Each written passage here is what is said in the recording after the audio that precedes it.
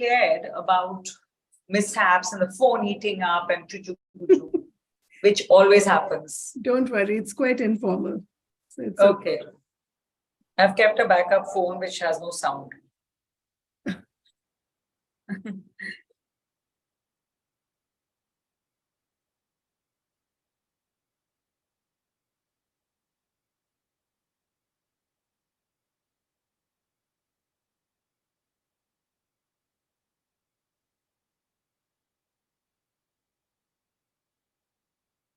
Good evening, ladies and gentlemen.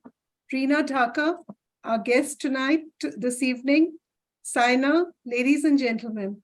It is a pleasure to have you in AIMA's Womenspeak program, and thank you so much for joining us for an exciting conversation with one of India's best-known fashion designers and entrepreneurs, Miss Rina Dhaka. Rina, it is great to connect after over 30 years when you gave me my first exposure to fashion. I remember. Well, I'm still living. I was working with CII in those days and was given the charge to do an India event in Mauritius, which included an exhibition, a conference, a food festival, a CEO's delegation, and a fashion show. And what a show it was, with people clamoring for invitations and we running out of space and not knowing how to deal with so many people wanting to see the show. It was set against a beautiful backdrop of an old ruined fort in Mauritius. And the show was a super hit. And we were splashed all over the Mauritian newspapers the next day. Some of you might have heard my personal conversation with Rina just before we started this program, but disregard that. But that was Rina, and that is Rina, let me say. Rina, it's such a pleasure to have you on the AIMA platform, and many thanks for agreeing to do this session for AIMA Aspire, a women's council. I'm very fortunate to be included and for you to have this fond memory of me. I would love to see a recap of our younger day pictures. I know, I have to find them. And so would the models. I mean, some of them have gone on now to become some of your Bollywood stars. So it's good for us if we dig them out. Yeah, well, we have to get together and refresh our memories on who all have become stars. Maybe get them on this platform. Of course, absolutely. Rina, you're one of the pioneers of global fashion in India, and you have also been an ambassador of Indian fashion to the world. You have fused Indian traditions in attire with the latest textile technologies, and you're well known for your excellence in designing both the contemporary Western and the ethnic Indian garments. Your designs are sold by top fashion retailers, and you have also set up your exclusive store. You have dressed global celebrities, including Naomi Campbell, Uma Thurman, and BBC referred to you as the Gautier of the East.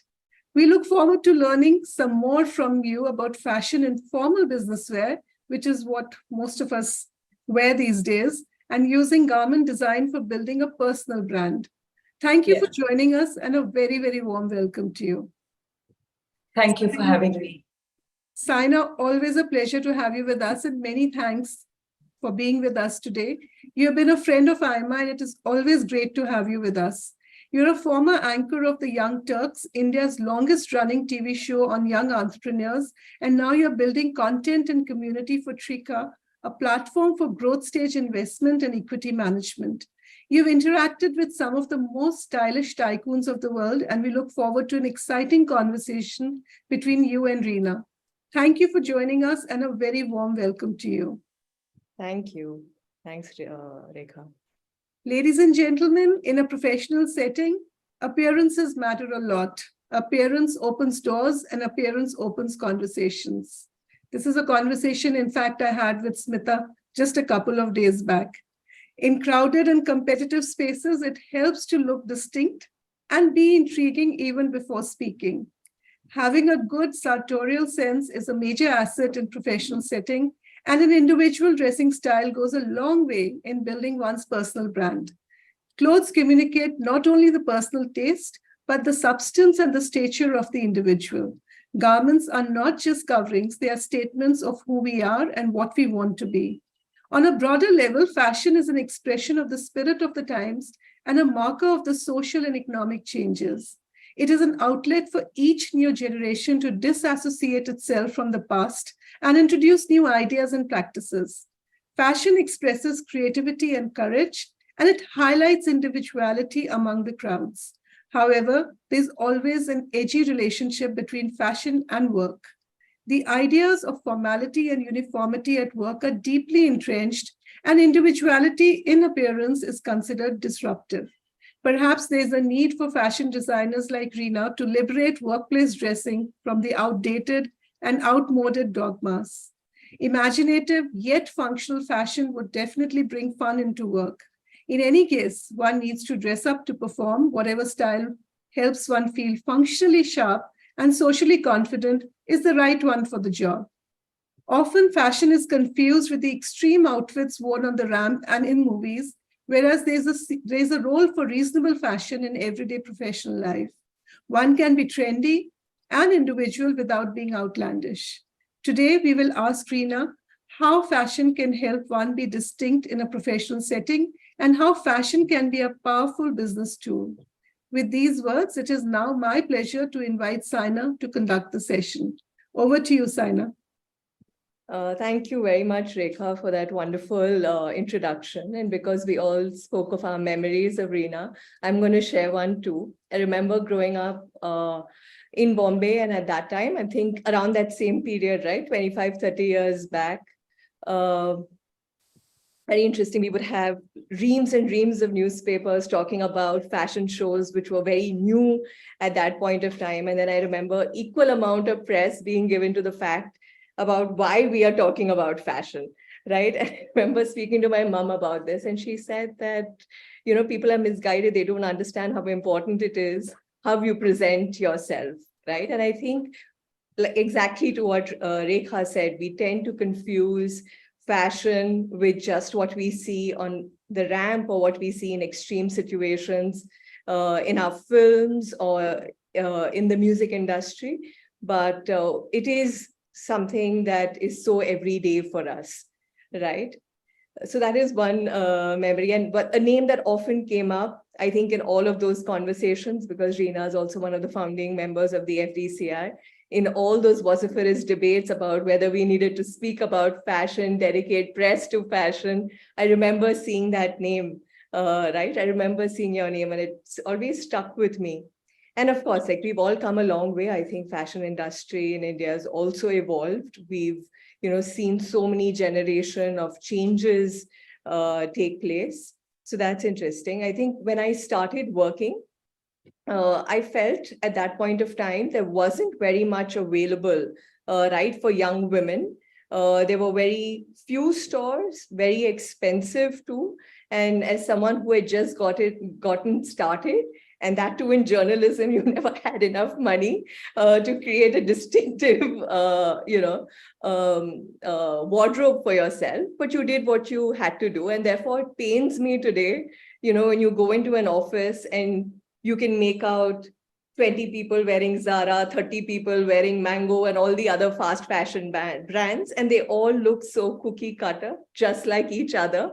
And often that one person or the few handful who put in effort to become distinctive stand out, right? I think it's just subconscious on our part in that sense. So I think on that note, Rina, I want to hand it over to you.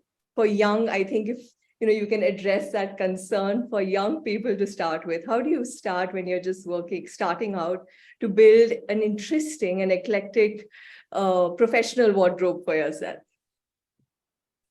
So first of all, as designers, I've met so many. We are so behind the scenes that for ourselves, what we aspire for, say, a youth would be very different. But yes, we have many nicknames for it. There is whole research and science now into it. You have influencers, you have blogs, all that, especially for just to answer the question you have just asked. They're called edits. They will have capsules, key pieces. These are some of the words we all use.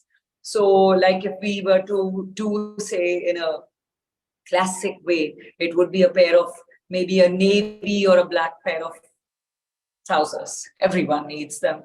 A white silk shirt or a blouse. If you can't wear that, kurta, a nice short kurta for replacing that.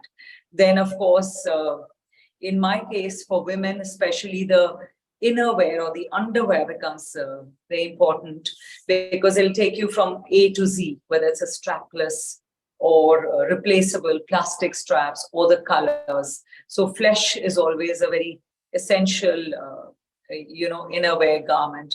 And I personally feel being in India, you need slips. And they need to be thin, but they need to serve a function because of our heat. So nude off-shoulder slip is the most convenient. Or if you want with the shoulders, that is another one of the staples. And it comes to menswear. Yes, they need a suit, a black, a dove gray, I would say. And because we live in hot weather, a pair of ecru linen pants always take you a long way. An Indian kurta pajama, even for young lads who don't believe in wearing Indian clothes, for them also, I think a classic simple kurta pajama, it can be in any colors, it can be, in fact, now men are not limited anymore to beige, black, white. Pinks are very worn by men.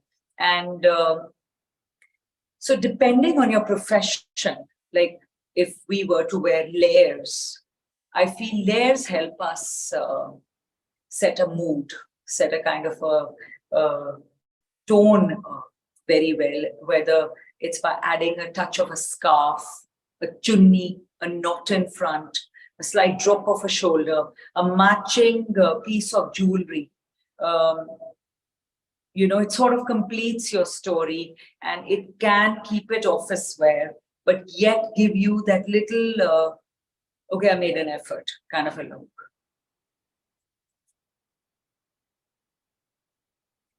All right. On the broader question, Nina or Rina, of clothing and building a personal brand, through clothes, right? You want to address that. I mean, we've seen, I think, Steve Jobs, for instance, always in a black turtleneck and blue jeans, is a fashion statement, right? He would have wanted to say it is just functional and it took away his mind space. But I think if you really sort of peel the onion, it was a fashion statement. Yes. So what that happens is that there are a lot of people who don't want to think, who don't want the clothing to, take time and space, but they must have that vibe of Steve Jobs, very thin also, so he looked great in the jeans and a polo neck. He probably had the best quality, finest count and a whole hoard of them in his cupboard. But yes, I also know, I'm quoting a model for Naomi Campbell, because she herself told me this, that how when she finds a pair of shoes which fits her, she likes heels, and being a tall person, she tends to buy 2 to 3 pairs of them so that they get her through, because there's catwalk, there's too much of picturization of that person. So yes, a lot of guys also do that. And in my personal case, I have over the years, since I'm talking 30 years back, I wore a lot of painful shoes. I have proof of the most stunning, sexy shoes in my wardrobe. Some of them, the heels have melted in the last 3 years of lockdown, or whatever, in the past, not 3 years. So a year behind the 2 years. But now I've seen the change has been a lot. Post-lockdown, fashion has taken a change. A lot of people want to choose comfort.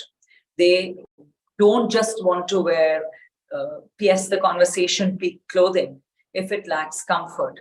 So yes, as innovative fashion is and designers are, we have now created trends around that kind of a need of a human being.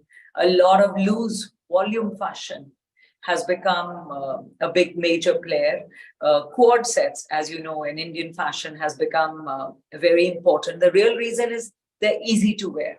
There's no thinking, and they, whether they flatter you or not, they give you a smart kind of a uniform look that you're in the kind of trends of the season. And I do feel in office wear, if you want to be, personally, I feel to starch your clothes, especially the cottons, that gives you kind of a crisp look. You get start sprays now. And the tradition is that you go into the whites and Feb to March to April, go into the beiges, and by July you go into your chiffons and the colors, and then to fall colors, which is, as you know, autumn colors are always colors of autumn leaves or what you see in the forests. So that really gives you that vibe that you've made a change as a human being. You feel you're telling a story well. There is also the very important factor that now we are conscious about sustainability. And I think UN says to wear something you own 30 times. So to be sustainable is to be a Peter repeater. And how to avoid being boring in that is to rearrange it, is to re-accessorize it, even if you don't have time. Even if you're a Steve Jobs who wants to wear the same thing every day, hang a necklace, put the shoulder down, put a little bow, add a little clip on it, change the direction of your bag, put a little scarf, or throw in a chunni. So capes are very fashionable, as you know, and they are like throws. Even in the summer, you can put a loose shrug on top. It layers the garment. These help.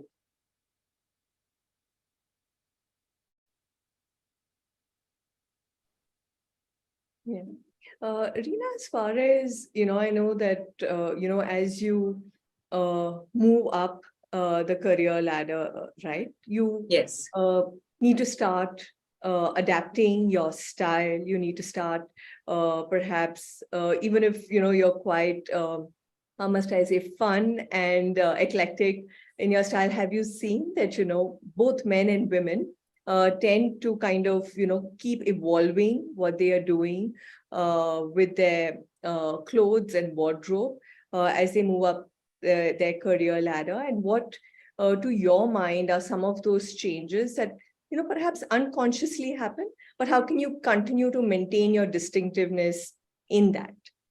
So, you'll always remember your aunts who dressed well, or your uncles who had an impeccable sense of style.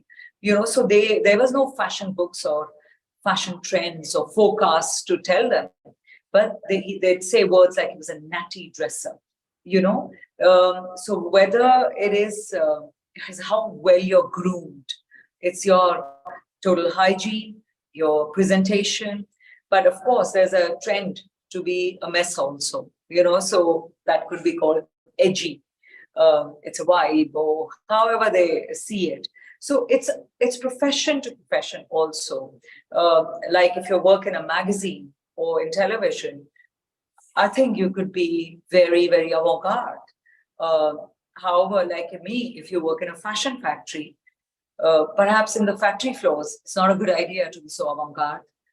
We'll have to moderate your, I don't mean that there's a rule, but if you cover yourself, you don't get bitten. You also don't get allergies from fabric and, the mites or the dust.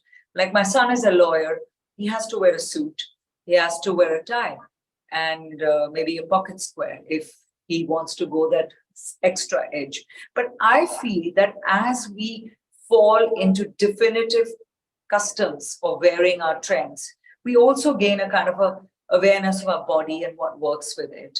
So the thing is, we have to avoid looking like patterns. We all have patterns. You, me, whoever's listening in, each one of us has a tendency to do exactly the same thing, even if you're buying new. So if I like loads of grays and browns, I'm going to keep buying them. So someone else, we all have tendencies. So I personally feel, as a designer who you have invited on the show, that I myself tell myself that, please, this is a world of experimentation. You may feel that, oh, that's never going to work on me. Try it. That's all it is. Give it a shot. Don't be so afraid of trying clothes. It's an appearance after all. And life is also about, joy. So let's not be Steve Jobs here, where we're the same thing. Or every day, all of us are Steve Jobs, to be honest, because we have a tendency to try and wear the same thing. But it is good to have fun and try and make fashion like a dressing. It's like your maquillage. You do your face, you have a bath, you groom yourself. So you're a moving person. There is so much judgment surrounded around in your assessment, in meetings, in, whatever you do. So based on your clothing, it should work as an asset for you. And we have to make that happen. Okay. Especially for, women of a certain generation, I think, you mentioned power dressing, power dressing was all just about Yeah, the pantsuit or the blazer, maybe yes. slightly modified for the female form. But there is a lot more that we can do as far as power dressing is concerned today, right?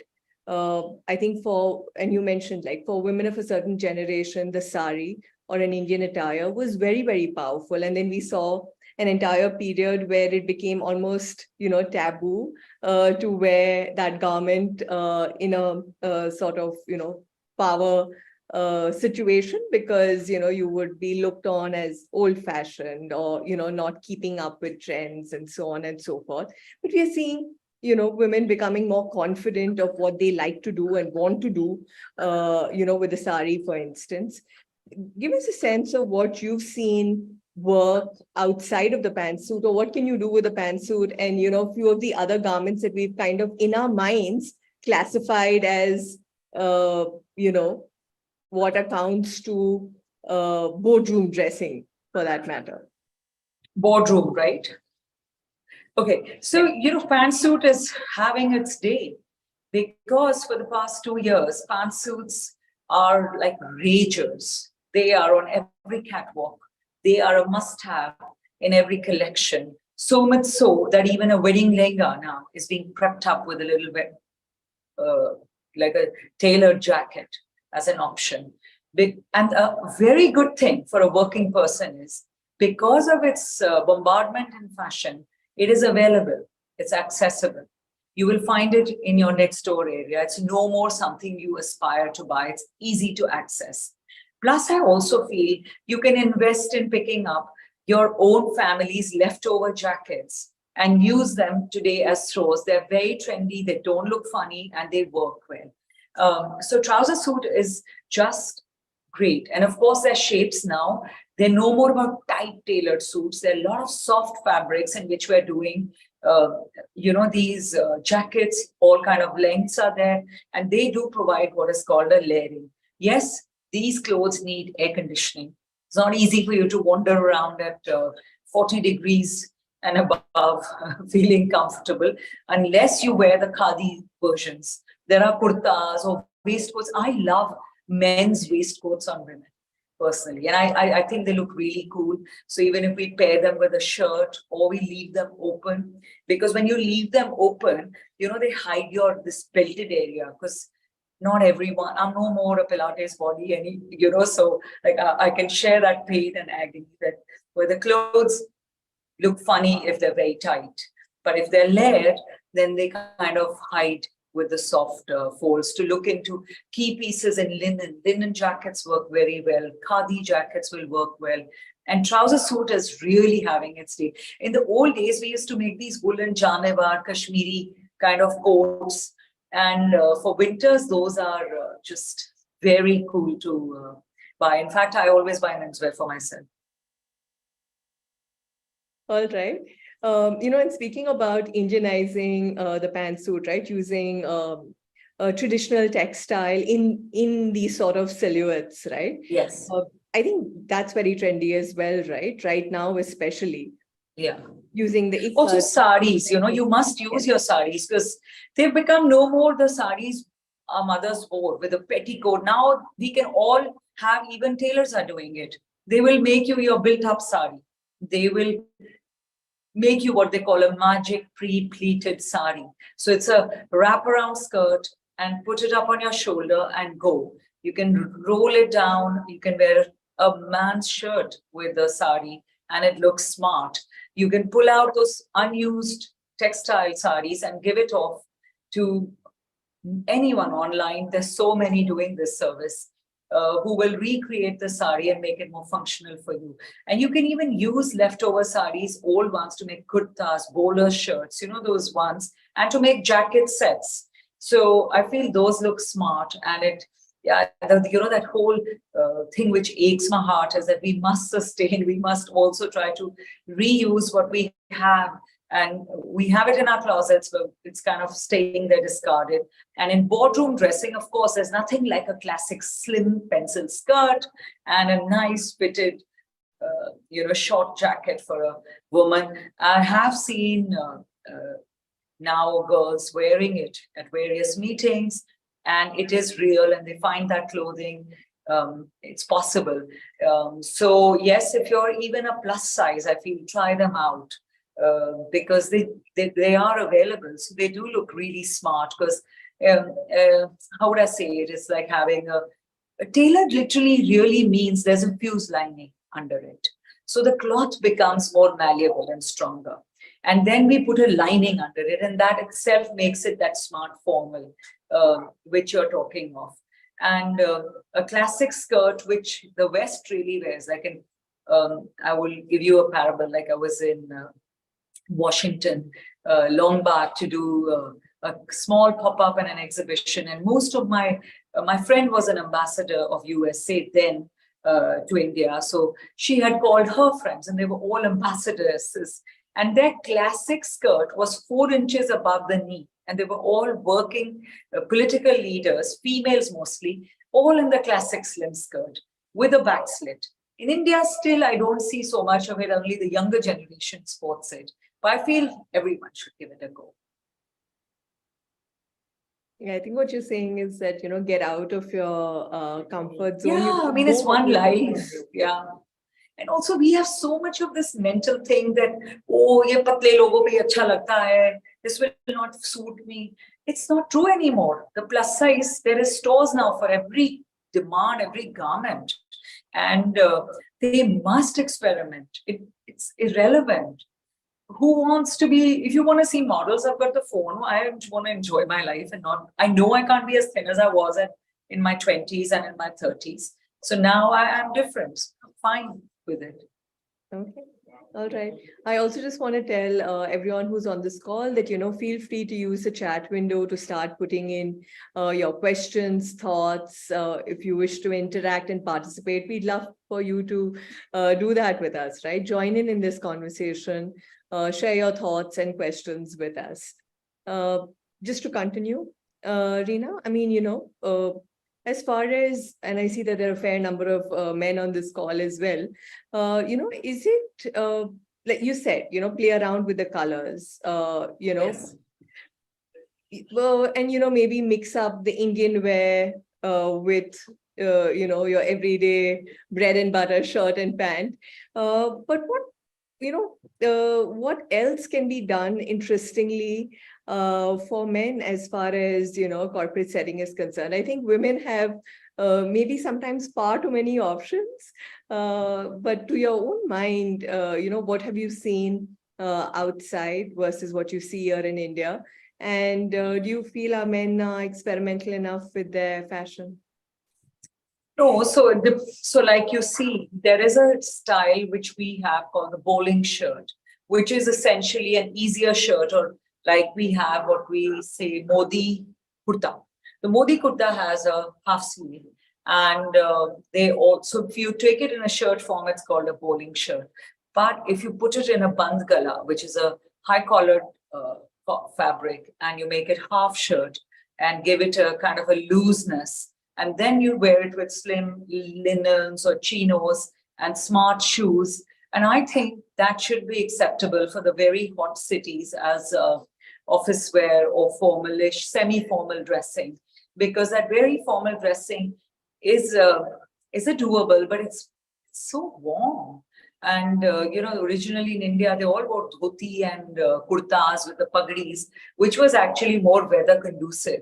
But as we've become westernized, speak in English, talk in English, think in English, eat with a fork and knife, our dressing has also changed. What defines us is that we are hybrids.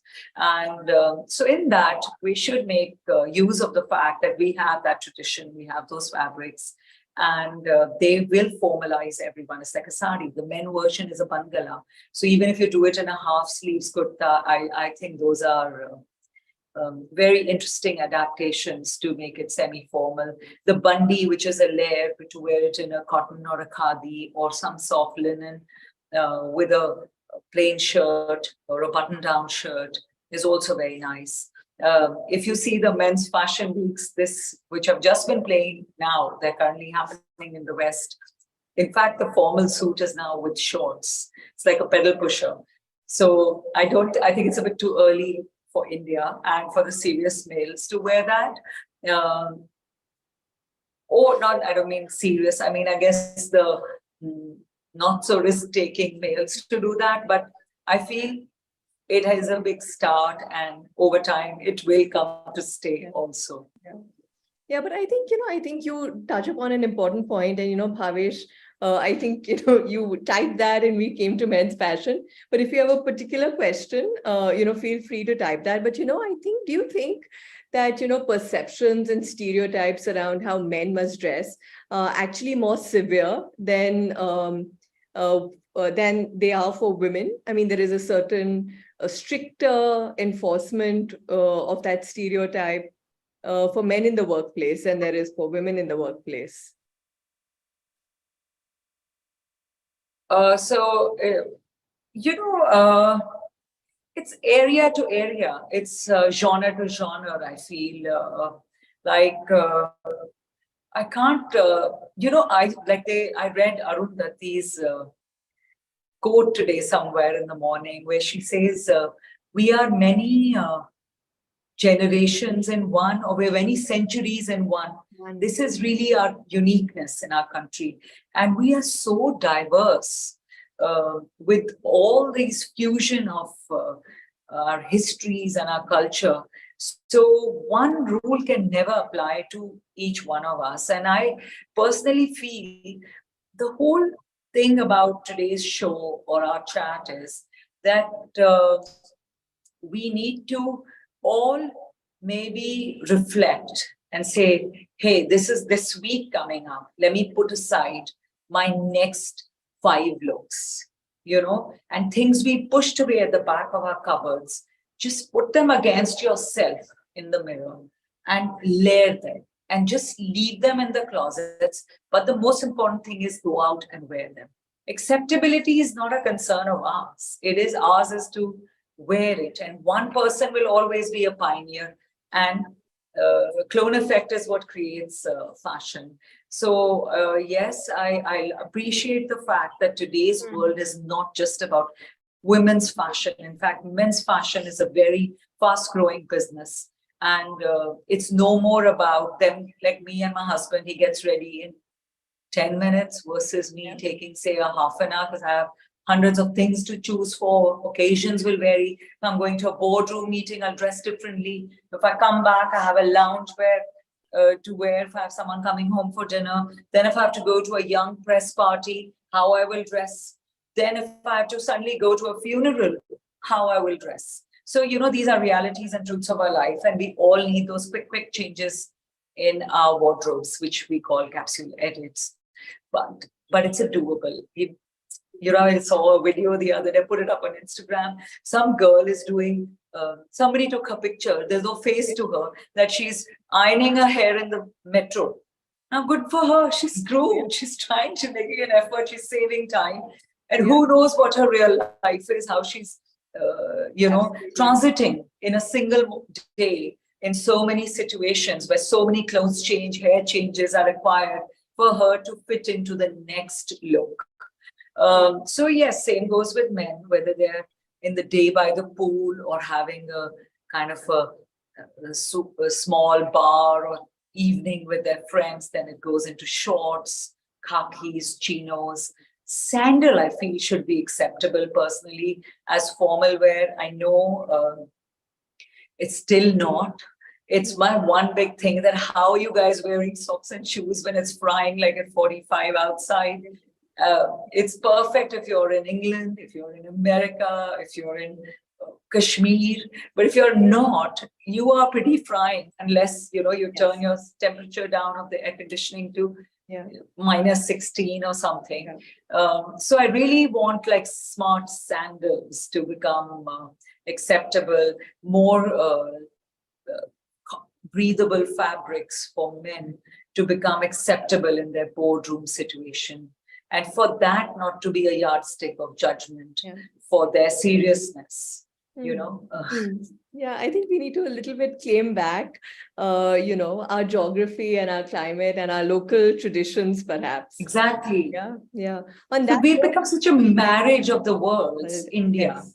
Yeah, between the 200 years of the British, the Mughal Empire, yeah, the early, thing, that there is so much in us, in each one of us. yeah. And climate-wise, it's not friendly, the formal Western wear. Right. I agree completely. I know Sarthak has raised his hand, and I was actually just going to come to your question from the chat as well. So I'll read out the question, but maybe Kritika can advise us on if Sarthak can ask his question too. So Sarthak's question is, what about androgynous fashion as I identify as a non-binary individual? What would be your tips for me? Okay, so, so that's great. Androgyny is what the women, in fact, are adapting right now. If you see the current trends, it's the women's wear is very masculine, actually, or it's inspired by masculine elements. And the men are wearing skirts, like wrap skirts, or dhoti, if you see, in certain states, is like a skirt, the Yes. flat dhoti. So if Yeah. you double it up, which is what they wear down south, that becomes like a skirt. So just now I was in Dubai and there's this young designer called Essa, and he looked so masculine actually. He was wearing an Indian lungi, that double style they wear down south, where the knees below show, proper sandals, thick masculine. He had a black little belt on it, and then a jacket and a white shirt. Or, like that. So he formalized that. And the other way, if you want to be skirts, by the way, not the very girly skirt and androgyny. There are these more A-line kind of masculinish skirts, which are being worn today, and not just binaries. Everyone may take one day be wearing them. That's the way they seem to be heading, because that fashion is getting very real, and it's getting worn and it's getting used. Other than that, I would say sleeves, that trend of bigger sleeves is being used by a lot of in androgyny for the menswear fashion. Also, they're wearing drape a lot, the drape kurtas, the wrap jackets. There's a lot out there, yes. But you may not, it's still a beginning for boardroom fashion, but Yeah. On a regular everyday work. yeah, but hell, there are no stereotypes anymore. Yeah. All right. From Dr. Akil, what about ties? Often confused about whether to wear or go with only a shirt and a jacket. I love open shirts with high stringy collars, like in the 80s and 70s, the 70s, where you wear a jacket and, leave a little bit of it open. But I do know from my son, because he's young and he works in England, of course, but the tie is very important. So, now they have ties which you can Velcro in the back. Ready-made ties, you just stick them in the back. Then the tie shapes, the tie patterns, Okay. those also play a role. So how are you going to put it? So if you're wearing are you a very flamboyant person, then you can probably take color, then you wear a print with print, or you can wear matching checks, contrasting checks. Or if you're severe, then wear a plain black with a slim black, like tone-on-tone ties also look great. Monogrammed, okay, if you're fond of, monogram fashion, it's a fashion trend. It'll come and it'll go. All right. And tie clips. So there's a lot of drama around the tie also. Yeah. From Avantika Singh, what about formal dressing for women in their 50s or late in their career? What kind of jewelry is appropriate for office dressing? So there's that trend of that Cartier chain, which took the whole earth by storm. Everybody had it. So you don't need to buy the Cartier, you can buy a lookalike. It's basically like a wide, big chain, like animals are in India hooked to those chains. You sort of clasp it, you have it in plastics, like white color, or maybe a metallic silver. gold, those work well. Or I find usually beads, something which isn't looking earthy. Earthy things look very nice as office jewelry, I personally feel. A very powerful pendant, maybe not, but something subtle. And I hate my own neck since I'm also in my early 50s. I haven't done that. So I always try to cover in the middle. So if I don't know if that's the case in your neck. So I like to look for chokers, which will take care of my two lines here. And they sort of formalize my boring look. So the small thin chokers, I get them generally from like Tribes India. And they make them as bracelets, but they work well as chokers from these beautiful little glass beads. They make them from Madhya Pradesh. And you find them, I mean, like similar things. We have a lot of jewel stuff in India. We can find pieces and play up on anything. Then if the neck is crude, so if we are in our 50s, just to edge it right at the neck. Or long pieces look good. The chain with little bobble. So if you want to attach two chains by opening them, you can make it yourself. Even putting cloth or little bows on them looks cute. I mean, I can do many ideas, sorry, but I don't know if what I said like now made any sense. Yeah, I think similar question, maybe an extension of this is, for women who work in academia or in educational institutions, I'm assuming, what would contribute to a graceful but trendy look? I think also going to the point that you're always surrounded by young people, so you don't seem like you can't connect with them because of your attire. Like DPS, one school, a lot of their teachers are my clients. My God, they look like models. I don't know how they go to school because they must be really dazzling those children. Yes, but a teacher plays a very important role. I still feel my geography teacher, she's passed away. Her sense of style was so powerful that I started liking the subject. I mean, like I was so fascinated by her perfect sarees, that little tiny blouse she wore. So she symbolized, she was like my hero of fashion. So I started liking her subject. Yes, so as an academic, somebody in academics, I'm sorry, I don't know if I'll get the pronunciation of such a long word, right? So I'm cutting it short. So yeah, like cotton smart jackets, gilets. So it depends on your size. Small sizes, no issue. Quad sets, but more classic, tone on tone, in a plain fabric, maybe with just a piping detail. Then hordes of these trousers with not maybe shirts, maybe you can wear straighter hems because they give it a bit more formal look. It's the same shirt, it gets it formal. Get the sleeves a little puffed up, maybe a little ruffle knot scarf to give you, just a small scarf you can make, or get a tailor on the corner to make you a ruffled scarf. It sort of gives a new age vibe. So you're basically using the same stuff, but you're new aging it. The beautiful salwar kurta, because that has saved us in generations. And it's a no-brainer, and there's so much variation in it. Leg wear has become so vast in fashion, whether it's a salwar, big salwar, narrow skinny leg, slitted leg. So yeah, so to invest in good key salwars, and then you can wear loose kurtas on top or tunics. And same tunic, to be honest, you can wear in the evening without the salwar, provided you get yourself a right sandal. That works very well. So then you have multi-uses of that same piece. Linens are very good. Quad sets in jersey or poly jerseys, which somehow let you breathe because they're blended fabrics and they don't crush so fast. And they give it a kind of a elegance. And if I was a teacher, I'm going to, suits are always good to get your messages across. Like, I'm serious, you got to listen to me. And comfortable shoes.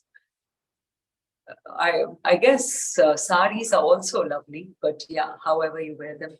Teachers look the best in sarees. Yeah, I know. I think we all have the fondest memories. I have gone looking for sarees in markets.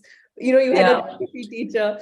I had a history teacher, and I was always so intrigued by where she would buy her sarees from. Yeah, exactly.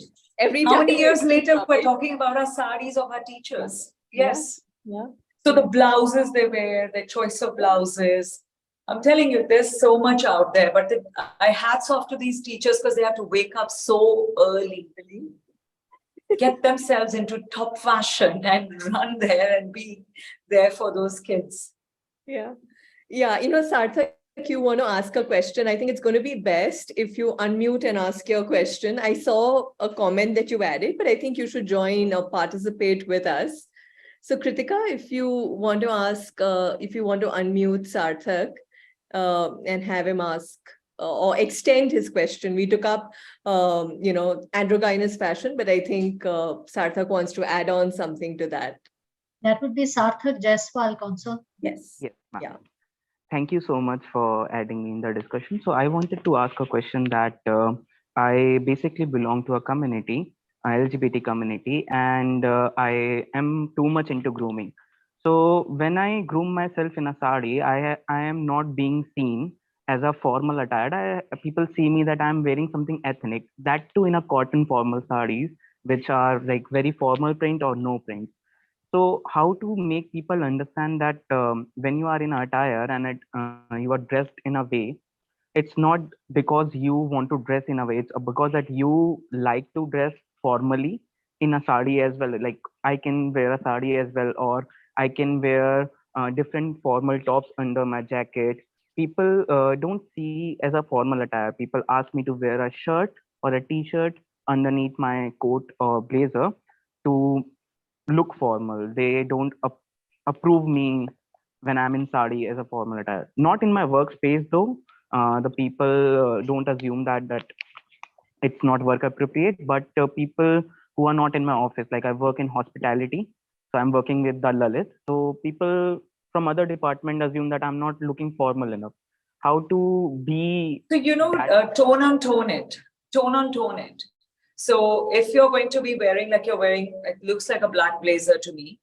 So get yourself in a similar color scheme, fabric to make 3 pleats, which are your sari pleats, and give you a loose skirt, like a full length dhotis or what we call a sari skirt or a variation of a skirt.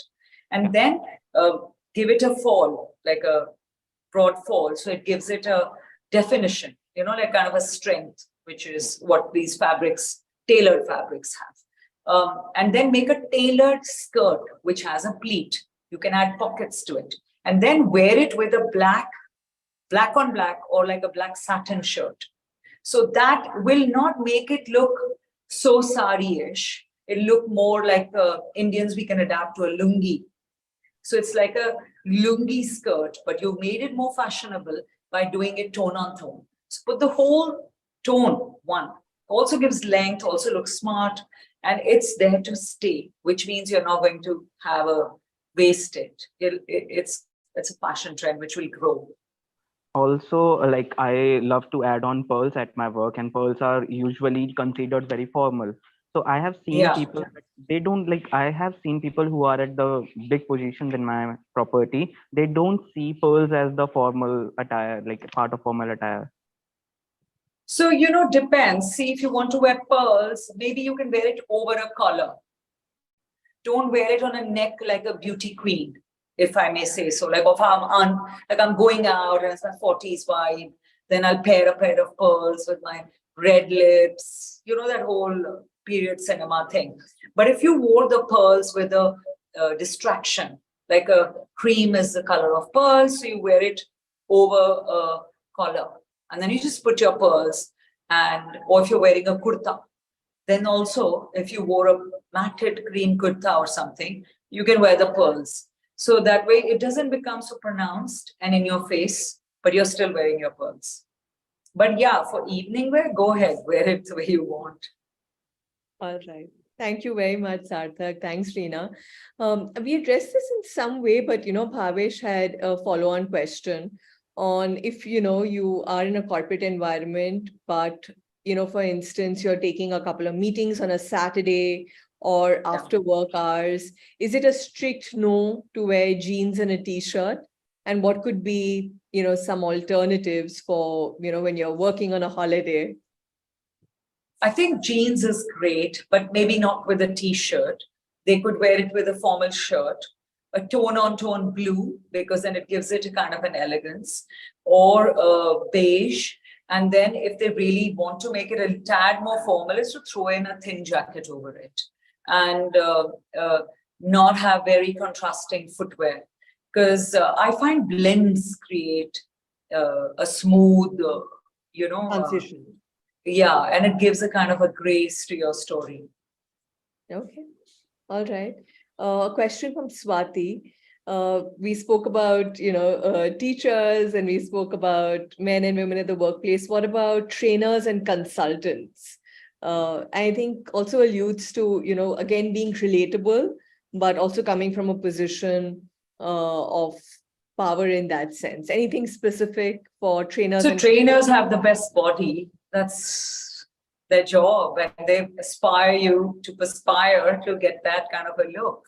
So for a trainer, to be honest, they can pretty much wear anything, and they look fabulous. But for the male trainers are fine because they get a lot of bulgy muscles and stuff because their bodies are very, beefed up. Yes.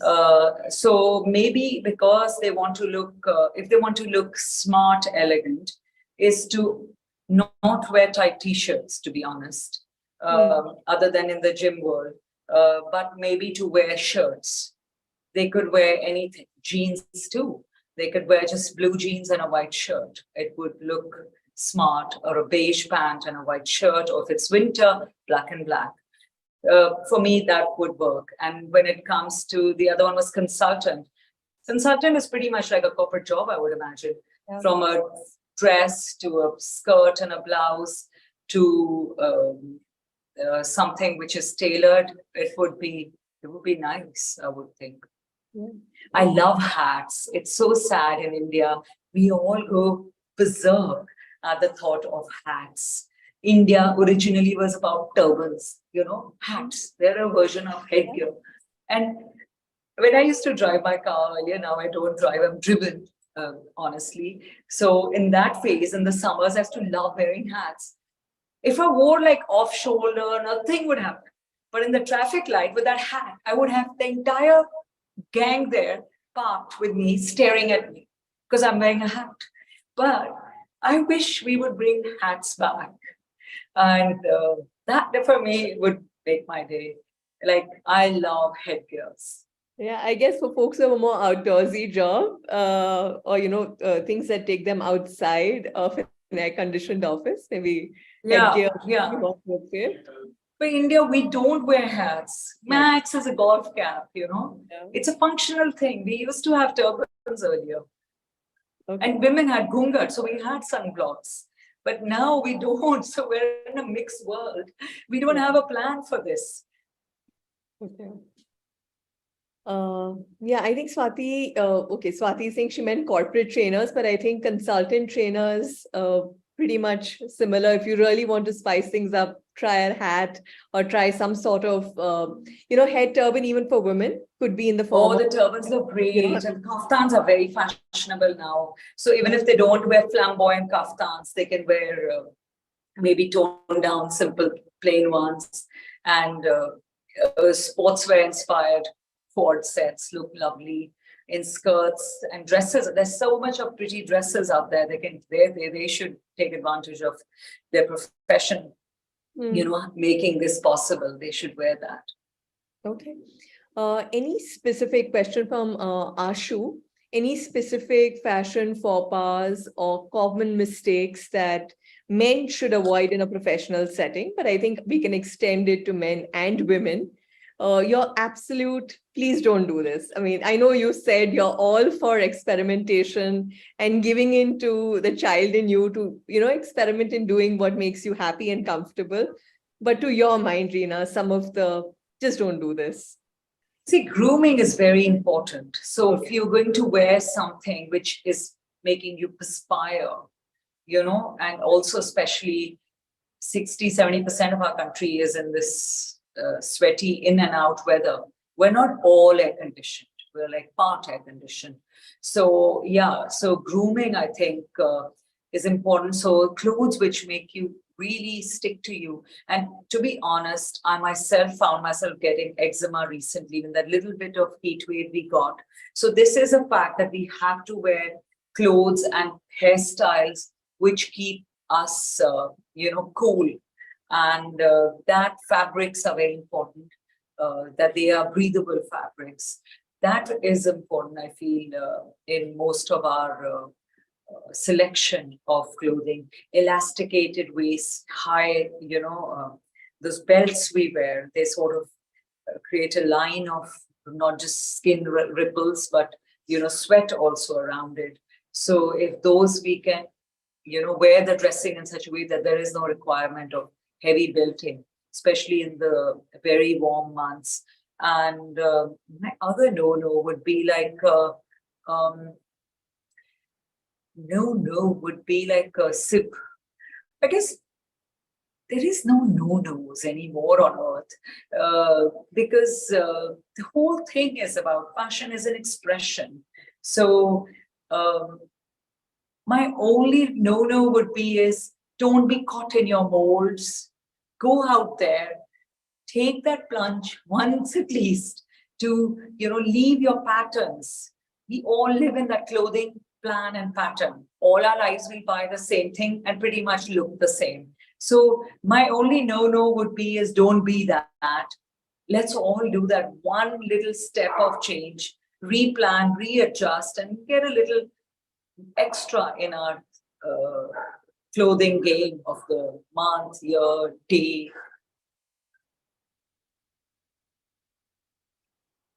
I think we have time for maybe just a last question, and this comes to us from Shiv Gaur. He says, I'm an employee at a lifestyle store. My question is, we have a dress code. So what should we wear with that dress code to look different? Okay, so that's your call. I mean, dress code is great. So we all had school uniforms. We used to do God knows what all girls did. I wore safety pins in my ear, but I was young, of course. I wouldn't do that today. So dress code, you can add a badge, you can add a pin, you can add a piece of jewelry, layer it with a scarf. You could maybe even hand paint if you want. I don't know the code, what it is. And even your accessories, whether it's your bags, your layering of it, the color coordination of that, hand accessories, neck. We have so many areas to hang, objet d'art on us. I mean, in India, we even dress up our camels. I mean, so we guys are humans, so we should look the part and enjoy and play our part of dress up. All right, that's a wonderful thought, I think, to end it with. We take so much interest in dressing up things around us. We should pay attention to what we do to ourselves. Thank you. Take it a little step, I think. Just step out of your molds. Yeah, unless you find your mold like Rina's geography teacher and my history teacher. Oh, but, they were just they perfectly knew it. They were just so perfect. Yeah. But I do remember when I did meet her once outside of school, she was, she was not in a sari. And, it's somewhere you realize that she was dressing that part for that job. And, she had a style and she had a life outside of that workplace where she was very, very experimental with what she did. Yeah. But thank God to our teachers. They have the clothing make a big difference in the teachers' lives. Yes. Yeah. Or hairstyles. Very much. Yes, thank you. Thanks, Rina. I think we're at the end of our time. So I'll hand back to Rekha or Smita to conclude the session. Absolutely lovely talking with you. And I hope we will stay in touch. Thank you. Rina, thank you so much. That was awesome. We had over 700 people who were listening to you. We had about 300 on Zoom right now. And we had close to 400 on our social media channels where it was being streamed live. So thank you for a very different and refreshing session, which it was really refreshing for AIMA. We normally don't have such sessions, but I'm going You have very stylish men actually in AIMA, I must say. They don't need our advice. Yeah, all of us need advice. Come on. I have picked up so many tips from you. I think we need Thank to you. get together for lunch, and I need to get some free tips going forward. But seriously, I think if you look at the comments on the chat, I think it was a very, very interactive and interesting session. And I think, Smita, we should do more such sessions, because we need to move away from the very, very corporate, not move away, but also add, personal lifestyle and personality sessions to what we do, especially in the Women's Council and the Women AIMA Aspire programs. So thank you for being a torchbearer, Rina. We've had only corporates before you, and it's been a very, you. very refreshing change to have you join us. And Me as too. you I know, had great fun. Thank you very much. All of you were don't wonderful. disappear Thank for you. another 30 years, and let's catch up. Yeah, we should. Yeah, I'll be too Maybe in old. Then I won't be Mauritius talking again. about the neck. I'll be talking about how to cover yourself head to toe and learn how to walk. I need a lot of tips from you. So thank you all for joining us today, and hope to have you back with us very soon. Good evening. Bye. Thank you, Bye. Syna. Lots of love. Thank you Bye. for a Bye. wonderful, I think you picked up all the questions really well. Thank And you. I think you've given everybody a chance. Thank you so much. Thank you. And I hope to see you in July. Yes, absolutely. I'm going to call you when I'm in Delhi next. Wonderful. Thank Thank you. you, Take Smita. care. Thank you. Bye.